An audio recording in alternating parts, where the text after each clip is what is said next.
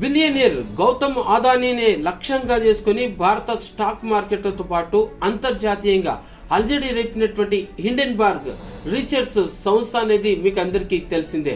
అయితే అది ఒక కీలక ప్రకటన చేసింది. ఇక ఆ సంస్థకు సంబంధించినటువంటి కార్యకలాపాలన్నింటినీ క్లోజ్ చేస్తున్నట్టుగా వెల్లడించేసింది. 2017లో హిండెన్బర్గ్ ను ప్రారంభించిన అండర్సన్ అమెరికా కొత్త అధ్యక్షుడిగా డొనాల్డ్ ట్రంప్ ప్రమాణ స్వీకారానికి కొద్ది రోజుల ముందే ఈ నిర్ణయం తీసుకోవడం ఇక్కడ గమనించాల్సిన విషయం.